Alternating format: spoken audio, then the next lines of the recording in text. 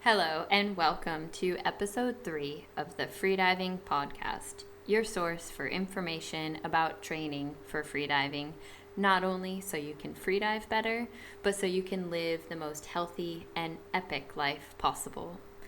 I am your host, Renee Blundon, and as always, I will offer information about how to improve your health and nutrition for freediving, how to improve your fitness for freediving, your breathing and mental training, as well as helpful advice and training concepts for freediving in an enjoyable, safe, and sustainable way. This podcast represents the efforts of my own personal research and also my trial and error with my freediving training, as well as the combined efforts of a public open source information network, which I invite you to join on Facebook at facebook.com/groups/freediving podcast. All are welcome. If you wish to get additional podcasts, they will be on the website at reneeblundon.com/podcast. And there you can also sign up for my new Friday 5 newsletter. Any questions and any information can be sent to me at info@reneeblundon.com. And thank you all for listening. Firstly, let me just apologize for getting this episode out so late. I was extremely tied up with work, and it just wasn't possible to work on the podcast or much of anything else.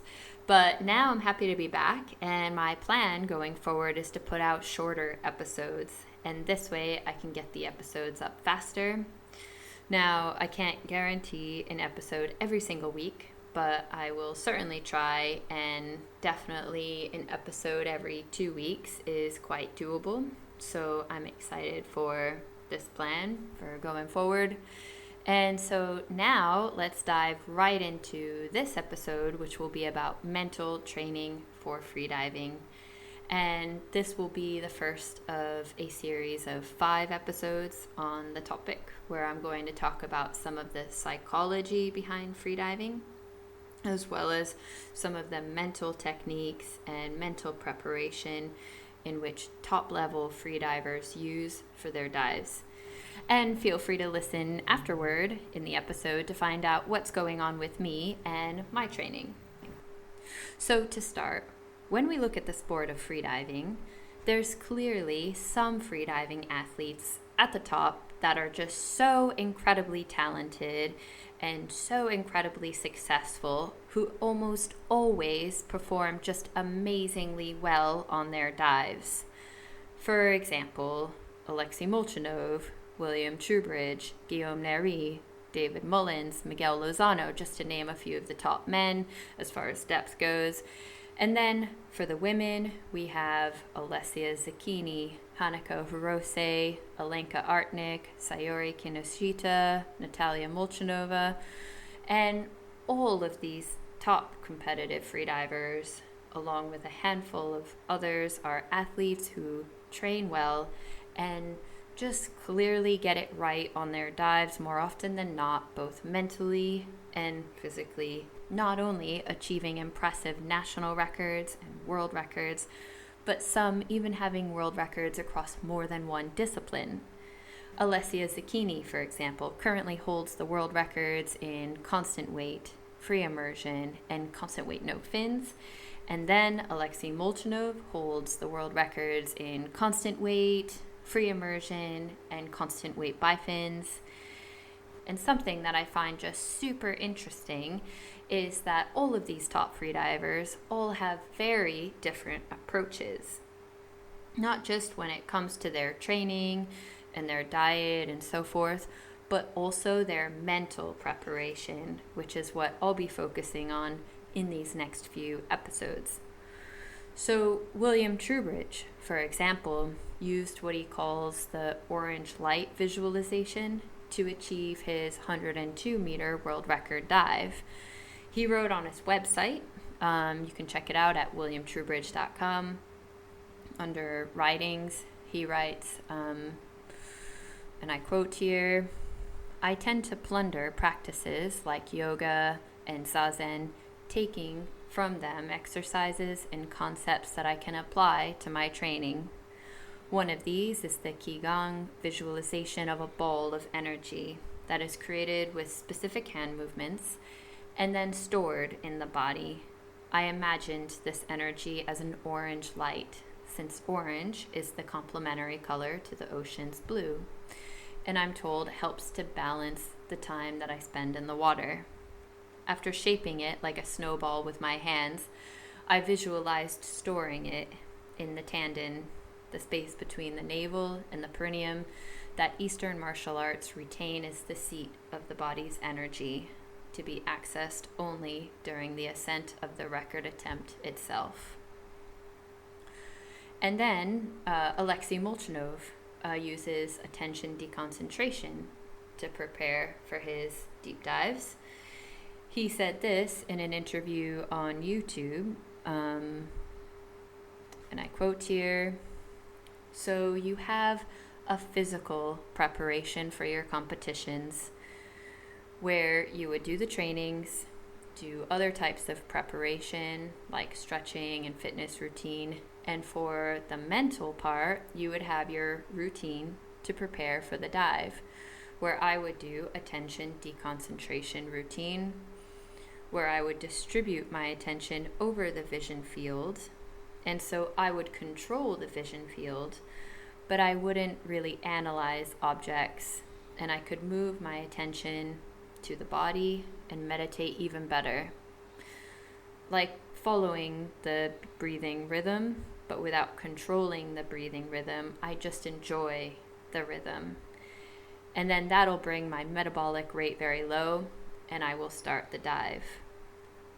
So that's Alexei Molchanov, a very different mental technique.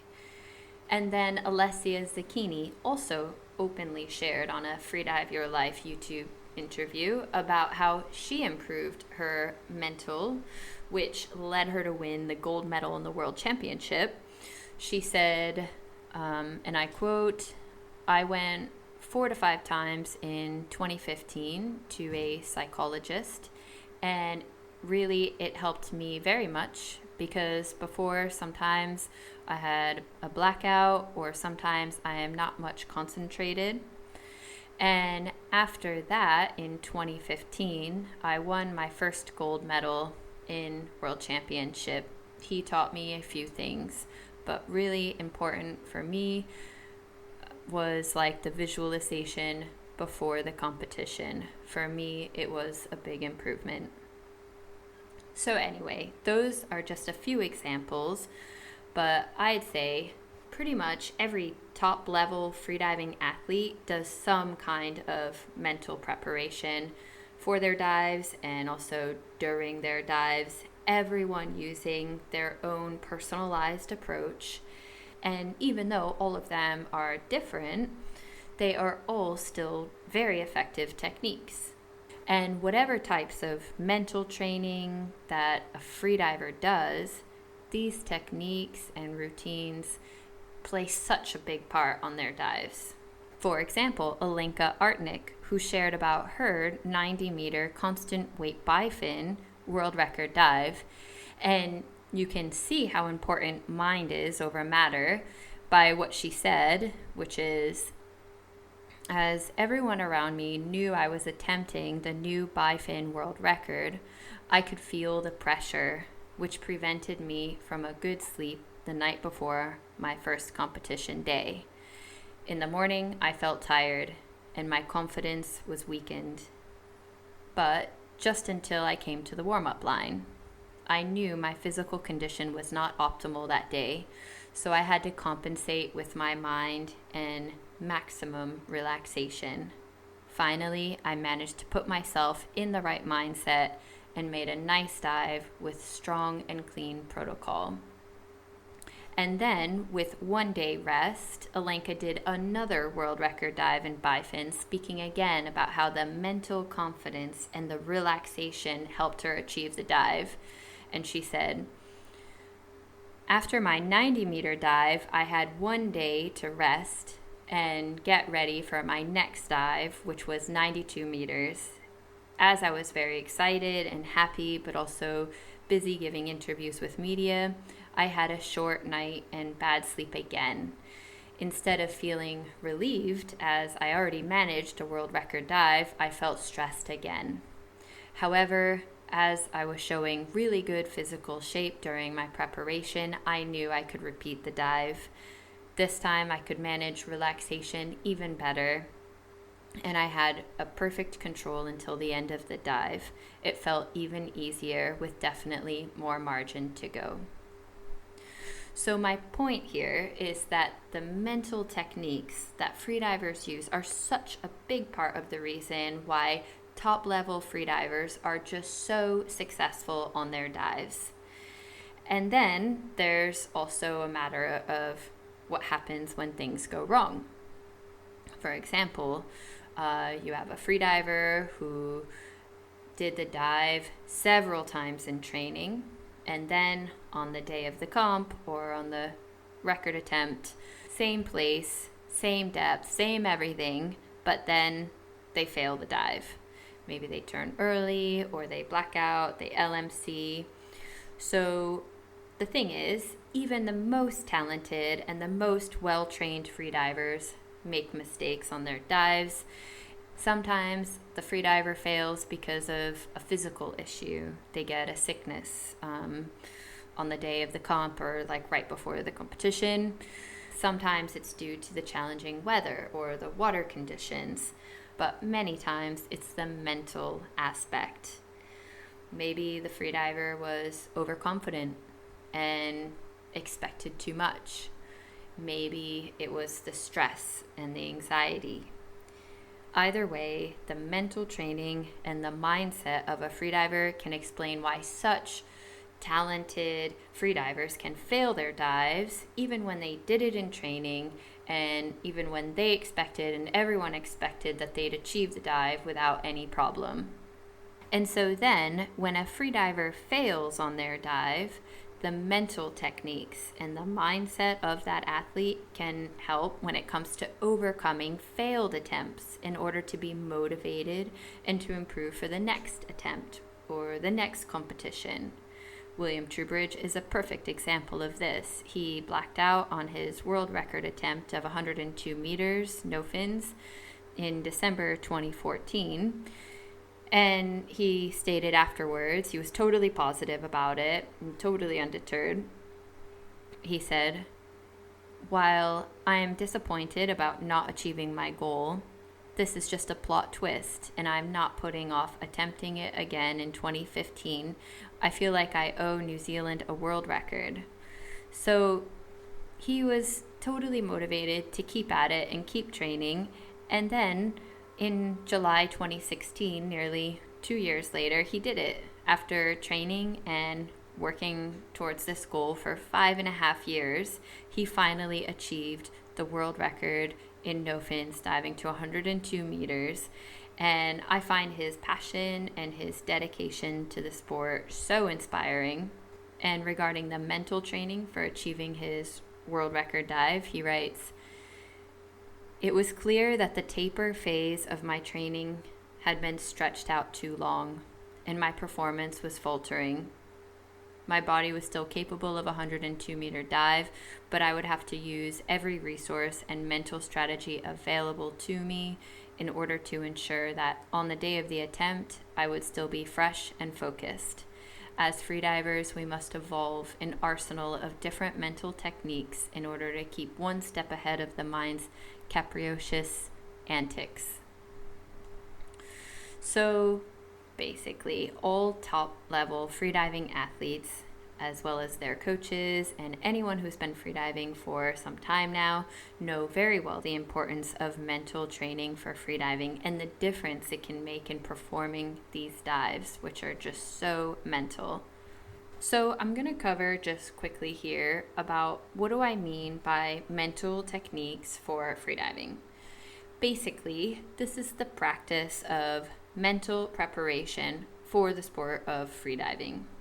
There are techniques and strategies that are used for freediving performance. So it involves first identifying the different techniques and the different strategies that you can use, and then applying them in your routine to help you perform more optimally on your dives. It can help freedivers deal with the stress and the anxiety associated with freediving. It can help you deal with setbacks so you can come back from a failed dive attempt or a blackout or any sort of injury and the like. So I'll just begin to unpack some of these mental strategies that freedivers use. If we try to look inside of the mind of a successful freediving athlete, what are the factors that can be linked to success in freediving? Well, first, a freediver definitely needs to be motivated. And often the goals that freedivers set will describe and will demonstrate just how much effort and will they have in order to perform on their dives. Alessia Zucchini speaks about goals during her interview with Freedive Your Life, stating, "I want to always have some goals and something that I can be proud of this. But to do it, I have to do something. I have to train. If I want to win a competition, I have to train. I have to concentrate a lot for doing this." So the motivation is about the goal. And that's exactly what she said. But motivation and goal setting alone isn't enough, because a successful freediver has to also be confident. Not overconfident or arrogant or anything like that, but having a good belief in oneself is definitely present among the top freedivers in the world. And there's a ton of mental strategies and techniques that freedivers use to boost their confidence for their dives, which we'll discuss in the episode about confidence. Then another important factor is experience and knowledge about the sport of freediving. Knowing freediving inside and out, having good techniques to move in the water, having the experience to adapt to pressure, for building up the breath hold, all things like that. And also just being that freediving takes place in the natural environment, if we're speaking about depth here, knowing about water conditions and weather conditions and how they're going to impact your dives and your announcement and your planning. So that's another one, experience and knowledge. Top freedivers are also very good in using routines and getting themselves in the right frame of mind, being very present and being relaxed. So that's another one, routines. And they're also very good at handling pressure and anxiety. How a freediver manages stress is clearly an important aspect. Staying relaxed enough in order to perform at his or her best, and keeping that heart rate low even when you're on the spot and the whole world is watching. So that's another very important element of mental training. So that will conclude this episode of the podcast. And in the next 4 episodes, I'll be looking at all of those different mental strategies in more detail. So next week's episode 4, will be on motivation and goal setting. Then episode 5 will be about confidence, with some specific techniques for improving the confidence for your dives. And then episode 6 will be about mindfulness and some of the routines that top freedivers use to get in that right frame of mind. And then episode 7 will be about anxiety and stress management for freediving. So definitely be on the lookout for those. I hope to get 1 episode out per week, or at least every 2 weeks. And feel free to follow me on Instagram if you'd like, just by searching for my name, Renee Blundon.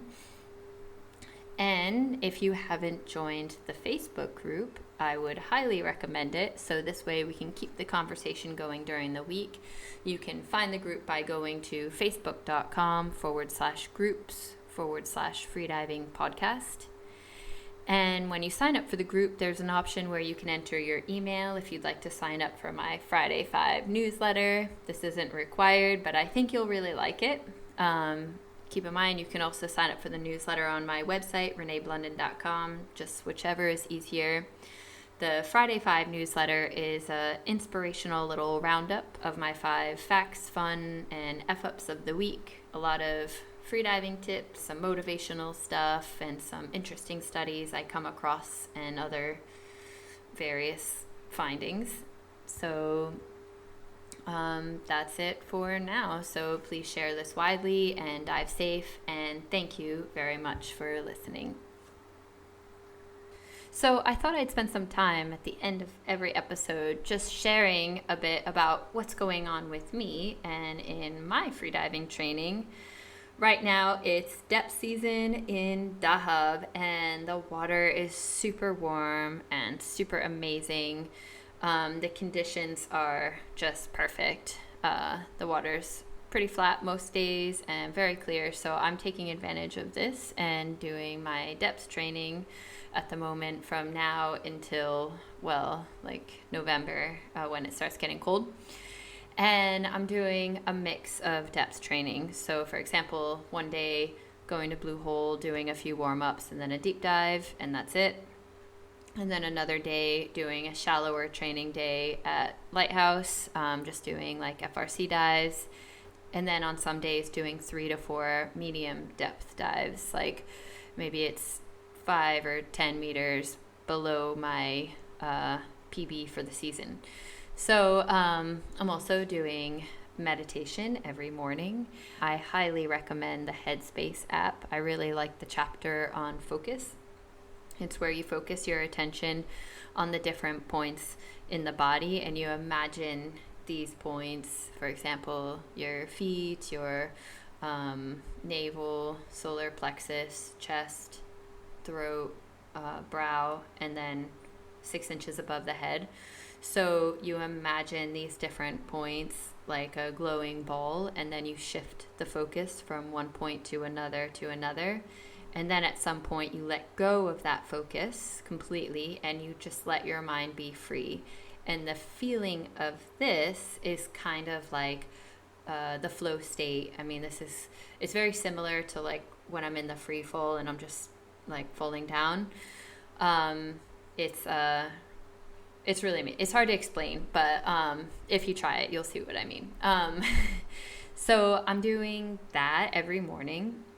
And then I'm trying to do at least every other day chest and back stretching using the bridge tool and doing a slow pranayama breathing through the mouth while I'm laying on it. So I basically lay down on the bridge, so chest facing up, and then doing very slow breathing, like slow, steady breathing, 5 breaths, breathing as slow as possible, a steady stream to the belly, and then 5 breaths to the ribs area, only the ribs, and then 5 breaths to the chest, only the chest area.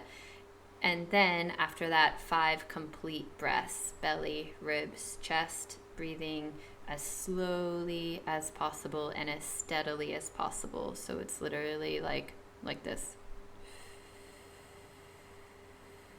Like you're sipping the tiniest straw you can ever imagine. And this exercise, keep in mind, you don't even need a bridge to do this exercise. You can use, for example, a small yoga ball. It's obviously not ideal because it's a little hard to stay balanced on it, but maybe you could prop it between some pillows, or you could just use a pile of pillows and just like lay back on it, sort of arch yourself a little bit, kind of like a small back bend position. Anyway, this exercise I'm finding is really helping improve the flexibility of the chest, of the lungs, and I think it's improving the lung capacity. It's hard to know for sure, but it feels like it is. And it literally feels like I'm stretching from like the inside out. And I find that after the exercise, which is actually quite meditative, by the way, But I find that after the exercise, I can breathe much better. I feel much more open. My posture is much more correct. I'm not slouching as much. And I also feel a lot more flexible and open during my breathe up and also during the dives themselves. So maybe I'll do a podcast episode on this whole thing and it can explain better. But yeah, so that's all keeping me quite busy with the depth training and then the meditation and the stretching and the breathing stuff. So yeah, that's all that's going on for me. See you guys and have a great day.